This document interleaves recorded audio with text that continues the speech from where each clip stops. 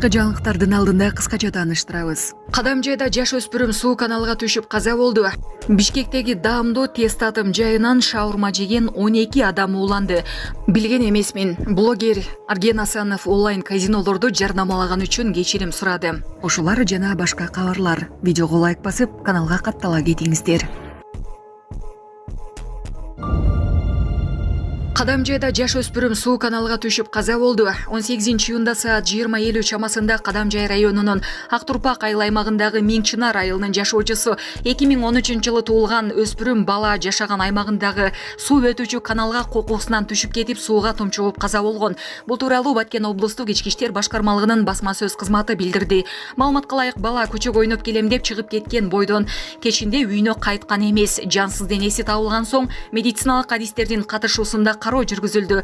Ата-энеси соттук медициналык экспертизадан баш тартып, эч кимге доосу жок экендигин билдиришкен. Маркумдун сөөгү ата-энесине өткөрүлүп берилди. Бул факты Кадамжай РИПте катталып, тиешелүү текшерүү иштери жүргүзүлүүдө. Шашылыш билдирүү. Тоолуу аймактарда сел жүрөт. Кыргызстанда 20-22 июнь күндөрү туруксуз аба ырайына жана күтүлүп жаткан нөшөрлүү жаан-чачынга байланыштуу тоо этектериндеги райондордо сел жүрүшү күтүлөт. Бул тууралуу бүгүн 19 июнда Өзгөчө кырдаалдар министрлиги кабарлады. Маалым болгондой, дарыяларда суунун деңгээли көтөрүлүшү күтүлөт. Өзгөчө кырдаалдар министрлиги бул күндөрү жарандарды тоолордо, кооптуу аймактарда эс алуудан алыс болууга чакырат жана сел каналдарын, арыктарды тазалап, суунун өтүшүнө шарт түзүү керектигин эскертет.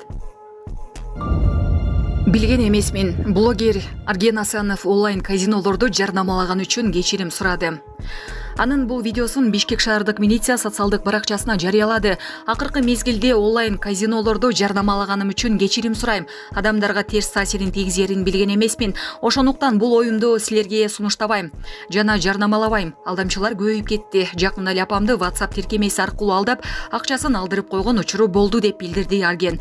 Ал эми Бишкек шаарынын милициясы өлкөдө кумар оюндарды, онлайн казинону, букмекердик сайттарды жарнамалоого мыйзам жол бербей тургандыгын эскертти. Мындай жарнамалар жаштарды жана жарандарды финансылык жоготууга, көз карандылыкка жана шылуундардын торуна түшүүгө алып келиши мүмкүндүгүн кошумчалады. Кумар оюндарды жайылтуу, жарнамалоо же көмөктөшүү укуктук жоопкерчиликке алып келет. Учурда укук коргоо органдары кумар оюндарды жайылткандарды жана жарнамалагандарды аныктап, тиешелүү чараларды көрүүдө. Эгерде сиз шектүү жарнама же сайтты көрсөңүз, 102 номерине кайрылыңыз деп айтылат маалыматта. Адамдарга мындай терс таасирин тийгизерин билген эмесмин. Ошондуктан бул оюнду мен силерге сунуштабайм жана жарнамалабайм. Жана ошондой эле акыркы убакта өтө алдамчылыктан көбөйүп кетти. Например, мен жакында гана өзүмдүн апамдын жеке WhatsApp-ына бир мошенниктер кирип алып, акча сурап, же болбосо жеке шотундагы акчаларын алып койгон ушулар болду. Ошондуктан bunday нерсеге эч качан ишенбеңиздер, биз силерге эскертип кетебиз. Сонун жаңылык, сиз билген жана ишенген Умбем клиникасы эми сизге дагы да болсо жакыныраак болду. Анткени бизде жаңы филиал ачылды. Андыктан келип, өзүңүздүн жана жакындарыңыздын ден соолугуна кам көрүшүңүздү сунуштайбыз. Биздин жогорку даражадагы дарыгерлер төмөндөгү адистиктер боюнча кабыл алат: стоматология, гинекология, терапия, лор, хирургия, педиатрия, урология, УЗИ жана башка адистиктер. Лабораториялык анализдин 5000ден ашуун түрү алынат. Жогорку даражадагы стерилизациялоо. Биздин дарек ВДНХ метросу, Кондратюка көчөсү 2. Телефон номерибиз 8925 103 22 55. Кабыл алууга алдын ала жазылып келүүңүздөрдү суранабыз. Умбем клиникасы. Сиздин ден соолугуңуз, биздин камкордук. Улуттук электр тармактары Бишкектеги жарыктын өчүрүлүшүнүн себебин түшүндүрдү. Кыргызстандын улуттук электр тармагы ишканасы Бишкек шаарында жана Чүй облусунун айрым аймактарындагы 18-19 июнь күндөрү электр энергиясынын өчүрүлүшү тууралуу түшүндүрмө берди.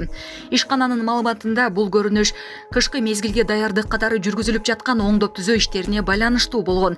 Анда айрым электр линияларында жүргүзүлгөн иш-чаралар учурунда линиянын өткөрүү кубаттуулугу жетишсиз болуп, электр энергиясы убактылуу өчүп калган. Бирок коопсуздук чаралары туура иштеп, жарылуу же өрттөнүү сыяктуу олуттуу зыян келтирилген кырдаал катталган жок. Алдын ала маалыматтарга ылайык, штаттан тышкары учурда 220 киловатт Кара-Балта главная линиясынын өчүп калышы себеп болгон деп айтылат маалыматта. Ишкана электр энергиясын калыбына келтирүү иштери дароо жүргүзүлгөнүн билдирди. Ошондой эле учурда өлкөнүн энергетикалык системасы штаттык режимде иштеп жатканын, күнү-түнү мониторинг жүргүзүлүп, керектөөчүлөрдү туруктуу электр энергиясы менен камсыз кылуу үчүн бардык зарыл чаралар көрүлүп жатканын кошумчалады.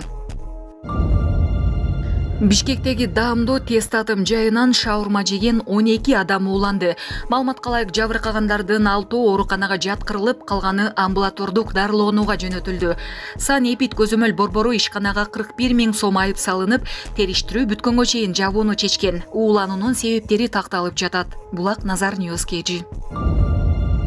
Ташиев. Кибер коркунучтар татаалдашып, алардын кесепеттери кыйратуучу болуп баратат. Кыргызстанга ЖКГга мүчө өлкөлөрдүн министрликтеринин жана ведомстволордун өкүлдөрү, КМШ жана ШКОнун делегаттары, ошондой эле кибер коопсуздук тармагындагы алдыңкы эксперттер жана адистер чогулду. Бул тууралуу УКМКнын басма сөз кызматы билдирди. Биз маалыматтарды коргоп сактоого гана эмес, глобалдык санариптик инфраструктуранын коопсуздугуна тиешелүү орчундуу маселелерди да талкуулайбыз. Кибер коркунучтар татаалдашып, алардын кесепеттери кыйратуучу болуп баратат деген иш-чаранын ачылышында УКМК төрагасы Камчыбек Ташиев. Бишкек-Ош жолунда 750 метрлик туннелдин курулушуна старт берилди. Бүгүн 19-июнда Бишкек-Ош автожолунда 750 метрлик туннелдин курулушуна старт берилди. Бул тууралуу Транспорт жана коммуникациялар министрлигинин маалымат кызматы билдирди. Иш-чарага Транспорт жана коммуникациялар министри Абсаттар Сыргабаев, Япониянын Кыргыз Республикасындагы атайын жана ыйгарым укуктуу элчиси Хиджеки Года, ЖКнын Кыргызстандагы туруктуу өкүлү Катары Нишгата, президенттин Жалал Абад облусундагы ыйгарым укуктуу өкүлү Тилек Текебаев, Жогорку кеңештин депутаты Талайбек Масабиров жана жергиликтүү тургундар катышты.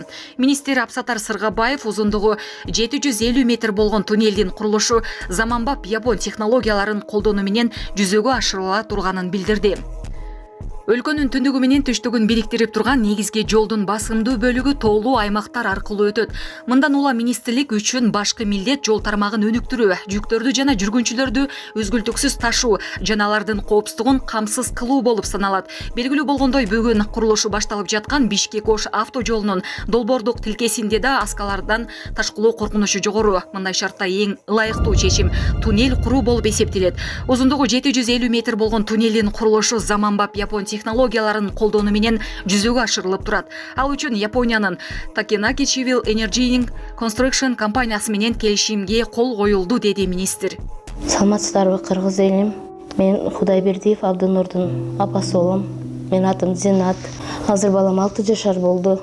Эч кандай сөздү сүйлөй элек. Силердин жардамыңыздарга муктаж болуп чыгып атабыз. Турцияга барып операция жасатабыз деген ниетибиз бар. Врачтар менен сүйлөштүк. Баары жакшы болот деп атышат. Сүйлөйлүк. Элдин арасында эл катары сүйлөп, угуп сүйлөсө экен деген ниетибиз бар. Алладан үмүт кылабыз. Алланын ыраазычылыгы үчүн жардамыңыздарды аябаңыздар. Балам азыр 6 жашар болуп калды. Колу менен ымдап түшүндүрөт бардыгын. Кулагы укпайт. Бир угла ушу 50% угат. Бир углабыз такыр эле жок. Бул да Алланын сыноосу экен.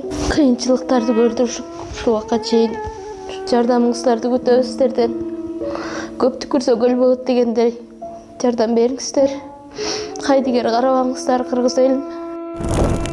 Биздин реквизит номерлер өзүмө караштуу 0333 Зинат деп чыгат. Россия өлкөсүнөн котором дегендерге 1594 Абдрахман деп чыгат. Ошол номерлерге салсаңыздар болот. Кайдыгер карабаңыздар, кыргыз элин, жардам бериңиздер.